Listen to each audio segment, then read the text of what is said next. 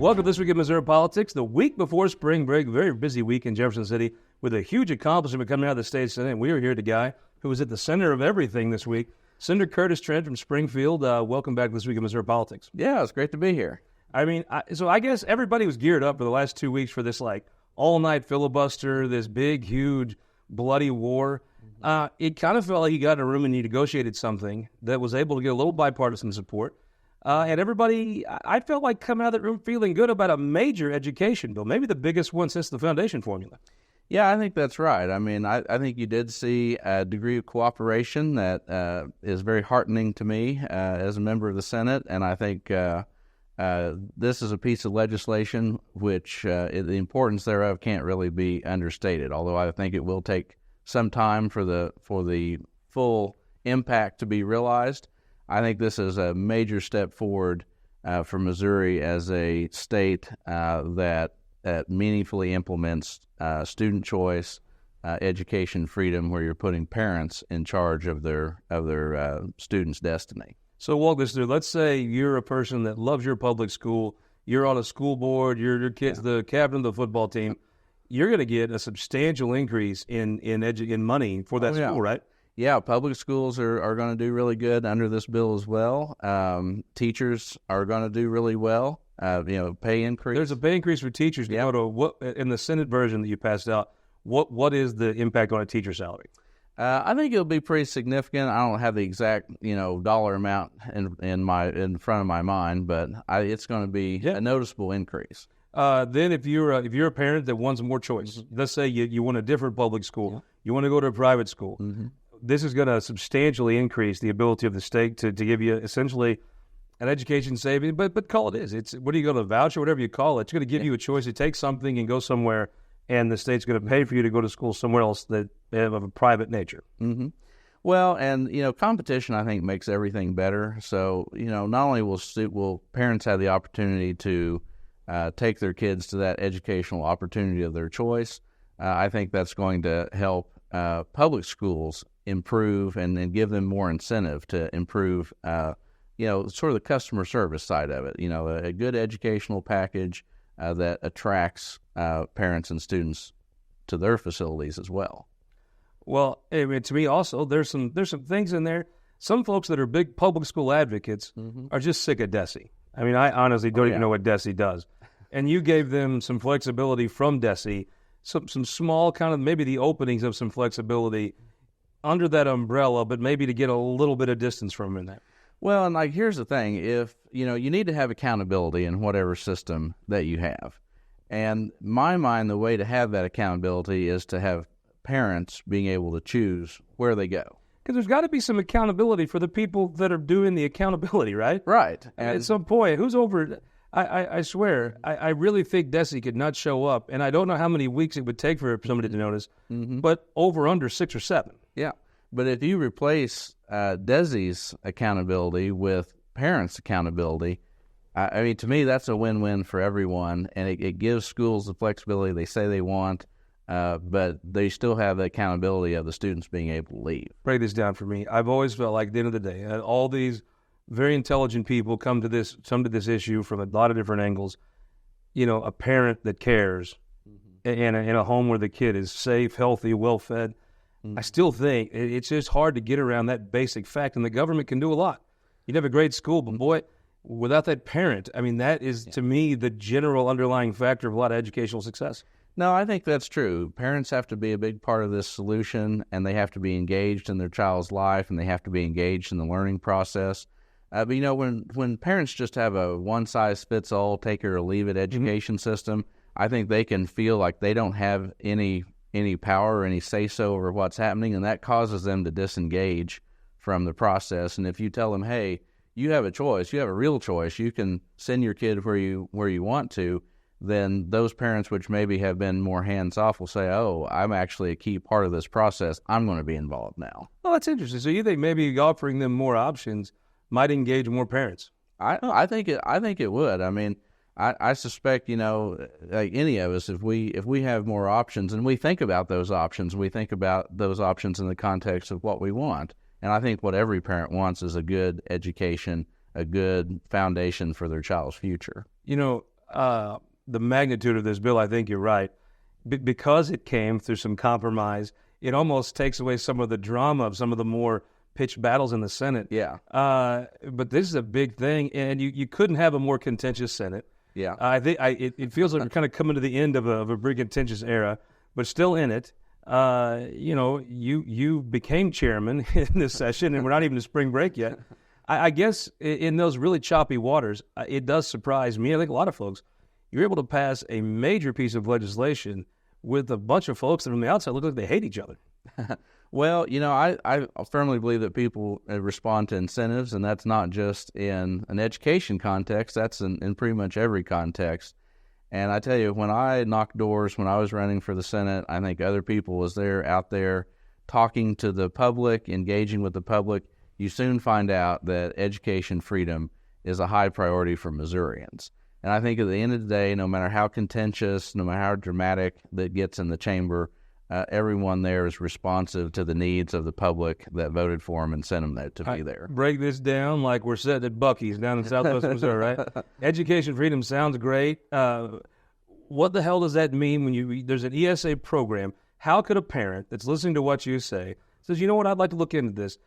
How do they actually go experience this and apply for this and take their kids somewhere else? Is there a website? What do you do?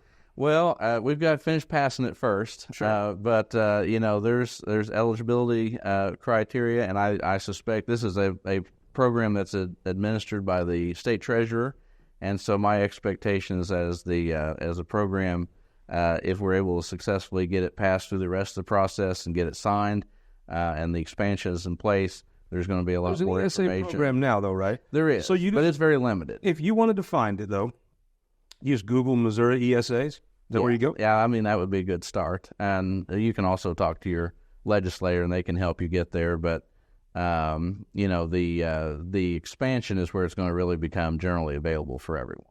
Yeah. Walk me through, end of the day, by the time you're done being in the state Senate, what is the right setup? If you got the pencil to draw what you think Missouri education should look like, what does it look like? I mean, to me, I think it looks like a strong parallel system because, there's always going to be a public school system in the state. But it would be like a truly generally available, money follows the child, where you have significant resources that go to each student, and each parent gets to choose where those resources go.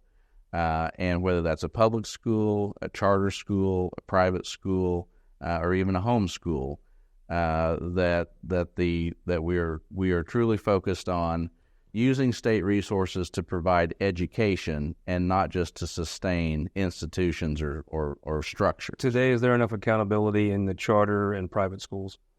So I believe that the accountability ultimately has to be provided by the parents. And is there too much accountability and red tape from DESE on the public schools? Oh, I believe that's very much true. It's the same accountability that you have when you walk into a consumer store. We don't have to have a large, onerous regulatory body for Walmart because Walmart would just go out of business if they started doing a bad job. And that's the way it should be for education. There should be an opportunity for people to buy the product of their choice, and it's going to be a high-quality product because if it isn't, people will leave. What's next in the state Senate? I mean, you guys are off this week. Yeah. When you come back, I mean, there's an IP reform bill. It's had a little controversy attached to it. Walk me. Where did you? I assume voted for the IP reform to get out. Yeah. We're just talking hogs, dogs, and logs here. It does feel like Clean Missouri was completely some shyster moves that was done to trick people. They wanted a gerrymandering scheme. They had some distractions over here. Great politics, but a little shady. Looks like the Republicans were trying to do the same thing, right? They wanted a new IP reform system, so they put some shenanigans in over here. Is it a little hypocritical of the Republicans to now take the thing they railed against? They will just do that too. Well, I don't know that we're ever going to purge all hypocrisy out of politics. It's a great goal.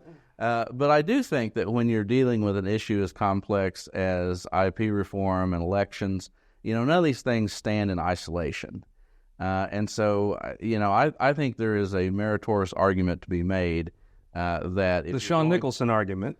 That if you're gonna reform IP, but you're also not going to address any of the other collateral issues that impact how people vote and who is able to vote in terms of citizens and non-citizens, things like that, then you maybe there's missing a lot of boat. members of your party that would be hopeful we didn't save these shows on archive because I don't think they felt quite that same way about Clean Missouri. So the House, right? It's going to take this. My assumption is, look, it's just easier to pass with these distractions, right? I say they add them back and send it to you. And what do you do? I mean, it's possible. I think when that happens, you'll have to see what that proposal is. You know, the House has several different things that it could do. And, you know, at that point, maybe we'll go to conference presumably, and there may be an outcome that can be done where we can just vote it through. You know, there may be other possibilities as well. It's really hard to speculate until you see that final package, that final product. You're unquestionably a rising star in your party. Many people have tapped you for Senate leadership. You're seeing, I think it's the most personally contentious I've ever seen it. Just as far as this, none of this is about any issues anymore. This is just about personalities. What is something that you observe that maybe you could take from this if you were in one of those leadership offices one day to make the Senate? And I don't know that passing bills is the metric for a Republican or a conservative to say the Senate functions. But it just feels like a bad place to be right now. How do you make it a better place that is a better exchange of ideas? Well, you know, that's probably a more complicated question that could be dealt with in a few minutes in the context such as this. I think that, you know, the Senate is a very small chamber. There's only a few people that are in the room, and everyone's personality matters. You know, policy priorities matter. Just the mechanics of how you go about it, keeping people informed and making them feel like they have had a voice and can buy into the finished product. But you have to, at the end of the day, recognize that not everyone's going to agree. Like, there are some times where folks are just divided on a policy and they're never going to be able to get into the same place on it. And having a way to go through those fights, which can be very bitter, and still have everyone come out on the other side of that fight, where they won or lost, and say, yes, I had an opportunity to, participate. I had an opportunity to have my voice heard. I had an opportunity where I could have won, but it just didn't turn out the way I wanted it to, but not feel like there was any personal animosity between the people involved, and they can go to the next issue and not bring the baggage from that last fight to the next issue. And I don't know if there's any, I like to say politics is more of an art than a science. I don't know that I can give you a formula about how you could always accomplish that. Well, look, this all started from a leadership race 6 years ago. Yeah. You serve now in the last 2 years of the folks that were involved in that leadership race, still serving. Mm-hmm. You'll be here in January when everybody involved in that contentious leadership race is gone. It does feel like you have a big freshman class. You have a big freshman class. Yeah. It does feel like you're on the precipice of at least a chance at a new day. I think it's going to be different. Yeah. Whatever it looks like, it feels like it's going to be different. Yeah, I think that's right. It's going to be a very different Senate next year. I think the people who are potentially coming into the Senate, a lot of them are in the House right now, and a lot of them, I think, have pre-existing relationships with most of the people in the Senate. And my hope is that will help. Have that camaraderie, have that mutual understanding where each fight doesn't have to become existential, where we can disagree on policy without bringing that into personal conflict. Well, I hope as the Senate is what it is and unfolds the next few weeks here in the campaign, you'll come back with us and talk about us here on This Week in Missouri Politics. Yeah, we'll be happy to. So, Thank you so much. Yeah, thank you. We'll be right back. We have the star of the boot heel, Cameron Parker, joins us after this. For more than a century, the St. Louis Carpenters Union has shaped our communities. Through trusted alliances, we deliver skilled professional craftspeople, while our business partners provide the kind of quality jobs that keep our economy humming. It's a blueprint that has worked since 1882. Turning Missouri into a right-to-work state stalls progress, wipes out jobs, and kills momentum. Right to work is wrong for everyone. Let's keep Missouri moving forward. Visit carpdc.org to learn more. All throughout Missouri, businesses are struggling to find workers. Childcare challenges are a big reason why. our kids are losing out too. Through high-impact early childhood investments, we can support the workforce of today and better prepare our workforce of tomorrow. Empower families with the resources they need to succeed. Reduce crime and avoid costly interventions, saving taxpayers money. Together, we can make Missouri the best place to work, raise a family, and be a kid. Data captured by our state-of-the-art monitors helps us pinpoint the timing and location of severe weather more accurately and respond to trouble more quickly. Ameren, Missouri's investment in smart technologies like this is one way we're improving reliability and restoring power faster than ever. Responding to trouble before trouble hits. That's energy at work. Ameren, Missouri.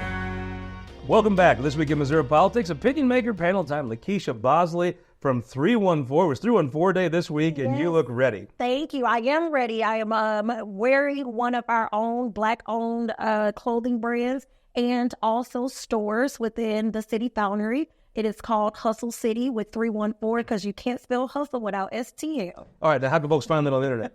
They can go to the city foundry at Hustle City CS. On Facebook, Instagram, anywhere they want to look for it. Or I'm sure your Instagram page somewhere, you might link to that, right? I am not linked to it, but I should do that. Oh, yeah, well. Cameron Parker, rising star of the Republican Party from the Boot Heel. Thank you for joining us. Thank you for having me. And Will Wheeler, Chief of Staff to Carla Esslinger. You had a hell of a week, pal. Tell folks, a big education bill passed. It's so funny. You go to that Senate, they all hate each other. It's just a terrible, bad karma place to be. But somehow you fought through all that and you passed a major education bill. Tell folks what's in it. Absolutely. It was a long week, but a productive week. What we're going to see out of this education package is more school choice options across the state of Missouri, but also historic funding for public education in the state of Missouri. Caleb finally got that Boone County Public School, didn't he? Got that Columbia Public School. He sure did. What people don't realize about schools, the schools are always a reflection of their community. Sure. As long as Columbia continues to be successful, Columbia Public Schools and charter schools in Columbia are going to be successful. So, Will, just broad level, you have more charter school expansion, vouchers type stuff, right? Yes. For those folks. You have a lot more money in public education. Absolutely. And you have a little flexibility with folks in the public schools dealing with DESE. So you kind of got a little bit for everybody. It's like the Golden Corral of bills, of education bills, right? Well, and not only that, I like to make sure we include this as well, is that we've provided a new baseline minimum teacher salary of $40,000 for teachers across the state of Missouri. And not only that, we tied it to CPI and inflation. So as inflation rises, that baseline salary will continue to rise, but we did it responsibly too. We said that if inflation raises more than 3%, it can't go above 3%. That way our school administrations aren't burdened with inflation driving up costs for baseline salaries for teachers, but still make sure that our teachers are going to be able to pay their bills and educate our kids. Representative Parker, folks in my neck of the woods have always been a little more slow to jump on board with some of this stuff. But it is true. I mean, you look at what they did. There's a lot more money for schools. Rural schools will benefit probably more than anybody else. The teacher salary thing, that's a big deal. Arkansas has jumped up. Your district borders Arkansas. Yes, the entire district borders Arkansas. And so we're losing teachers in southeast Missouri to Arkansas. And so this teacher pay, I mean, I always tell everybody my mom was a teacher. Every female in my family are teachers. So they're near and dear to my heart. So we've got to have some more pay for the teachers. Absolutely. To move this through the House, though, you were going to have something that benefited public schools, too. You weren't just going to have, okay, we're going to expand options. Right. You're going to have something. And I think you could credibly say, hell of a deal for public schools. I think so as well. I agree. What do you think? I mean, this comes over. You've always been somebody that I thought calls balls and strikes. I've seen you support some of this stuff, not support some of this stuff. A plan that opens up, it lets Caleb Browden finally settle his score with Columbia Public Schools. It goes in and it gives more options, which a lot of folks have been wanting. And it's going to shove some more money in public schools. It gives you a little bit to like, right? I mean, that's what we call a compromise. This is what a real negotiation looks like. That's why Will Quality lost all his hair. He had a hair too much. It is a lot of things that I don't like that's in the bill, and it's a lot of things that I do like that's in the bill. But ultimately, the final version is what we're going to be voting on. What came out of the Senate, the senators, Democratic senators still voted against the bill overall. However, I think the negotiations that they put into this and the work, I think it was a great compromise. I'm just afraid that we'll have some people in the House, unfortunately, who will try to take that good negotiation and good faith and try to add a nefarious language to it that could possibly derail the entire conversation. You know, I've not heard you speak on this. Maybe you have, but I've missed it. If it does, I apologize. Jill Carter has really changed the education debate. Senator from Southwest Missouri. She wants to have public schools get a little flexibility from DESE. Some just cut them off totally. What do you think about that? I think ultimately the goal is what I've heard. And what I've seen, though, is most Republican states want to get rid of like education departments overall and just get rid of DESE altogether. Mm-hmm. I don't think that is the good policy that we should have. I think we need to have somebody who has some oversight over our schools and hold those schools accountable, those school districts more specifically, and set a curriculum across the state that can bring our kids up to a place where they can be competitive in this world. So, I mean, I kudos to everyone who did the work on this, but I think that there is a lot more conversations that we should be having about DESE. Does the House load this up and make it where, I mean, I think you could run this back through probably, as we tape this, Senator Boone's holding the floor in the Senate, keeping third reading held up. With your conversation with the House, are they going to load a bunch of social issue stuff in this, or are you going to get a real something like you passed? Well, I'd like to see the House take a book out of the Senate page and work on compromise and work on negotiation. This is a well-crafted bill. An important piece in this bill is a bill that Senator Arthur filed dealing with weighted average daily attendance, meaning that if you have 300 kids in a school district, but only 270 of them show up, you only get paid for those 270 kids. Right. But we're still turning the lights on. We're still paying those teachers. Mm-hmm. The buses are still running, so you incur that cost, that expense, even though you're not getting paid for that kid being there. That's included in this bill. You can get Gussie a couple more paid days off. He'd appreciate that. Representative, what do you think? I mean, this bill comes over. I think you could probably get something back with the Senate, but maybe not. Is this going to get loaded up on the social issue stuff, or can you keep this on policy? I hope we can. I hope we can keep it on policy. I don't want to load it back up and then everything just. We've got some good teacher pay in there, and that'll help a lot. So I mean, and I think that's important. So we'll see. What do you think? Can you keep the social issue freaks off the bill? And you know me. I don't necessarily know if we can, but I do think that we have a lot of good lawmakers and statesmen and stateswomen in the House side that will try to keep a lot of that stuff at bay. But I'm afraid that to pacify some of them, that some of that language will possibly get added, unfortunately. That's not coming to the Senate, right? This is almost like a beaver dam, right? You pull one log out, this thing's got problems, right? Yeah. I got a lot of faith in Majority Floor Leader John Patterson, Speaker Plocker. Serious guy, isn't he? I mean, he is. Patterson does serious stuff. He just kind of inspires confidence in you. Absolutely. All right, so IP reform. Mm-hmm. Everybody's going to do IP reform. Mm-hmm. Come out of the Senate with basically just IP reform. It's like, do you want to change the initiative petition process, yes or no? Mm-hmm. And the senator that was carrying the bill came over to the House, and she spent 4 years in the House, but she basically said, add all these Clean Missouri type distractions, and then we insinuate they might PQ it, which jaws dropped and the Senate stopped. And I mean, have you ever seen anything like that? I have never seen anything like that. Honestly, I think it is the language in what it says of taking out the ballot candy is what the senator said on the floor, admitting it during debate, was that it's ballot candy. And now you come back to the House and say, add all of the ballot candy back. It's honestly, you're okay and comfortable with lying to the citizens of Missouri. And I think that's bad practice.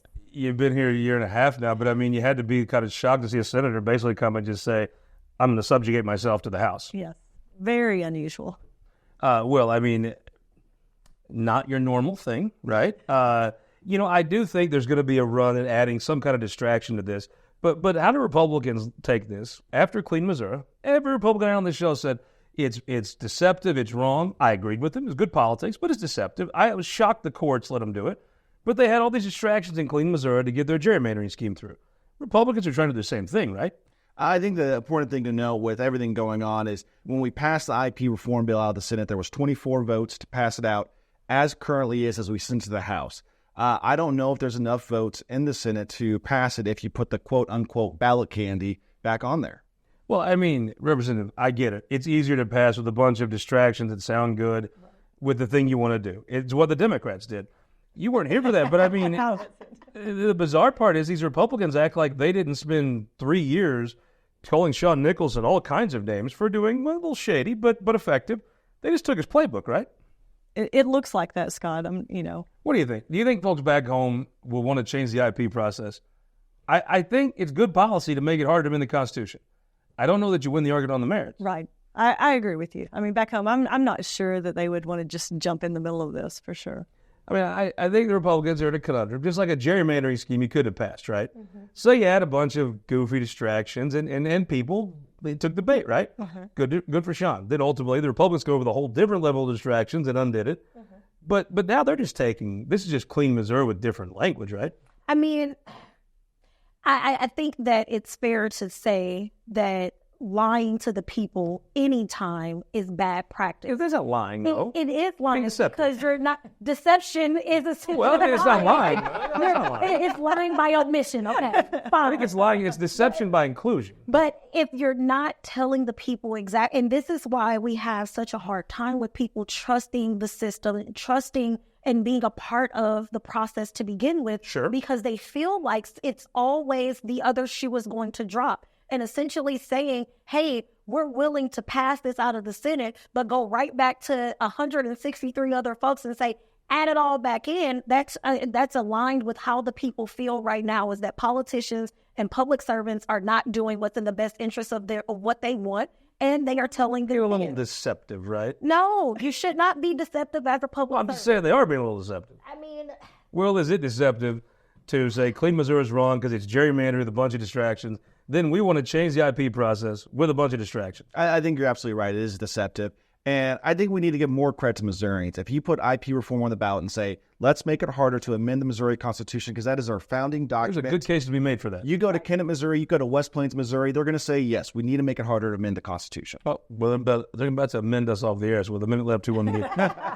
I would say that I have two people, if that's okay. I would love to say the city of St. Louis, shout out to 314 Day as it is St. Louis Day, but also Senator Rizzo for the work that he's done on this education bill and as being the majority Senate leader. And when he said the Senate's closed today, he meant it. And no Republican argued. Nobody said they knew she messed up. This is now the second time he shut down the Senate. Who won the week? I think Chief Justice Russell won the week. She had a big legislators luncheon and female judges. Great event. It was fun to be there. She wins we could make a case every week for her, honestly. Who won the week? Lieutenant Governor Mike Keogh, with this education bill coming to the floor, he was instrumental in talking to individual senators to get them to a good spot and voting for this education package. When Mike Keogh walks in the room, you know a serious man's there. And usually serious things happen. Absolutely. Right. I'm going to say his boss, Senator Carl Esslinger. It is the hardest thing to do in the world to compromise on something. This bill doesn't get done without her digging through it, going through. Many senators wouldn't have sat down on this without her word to say this is okay. I say she won the week. We hope you'll win the week while we're off next week, and join us 2 weeks from now, back after spring break, for This Week in Missouri Politics.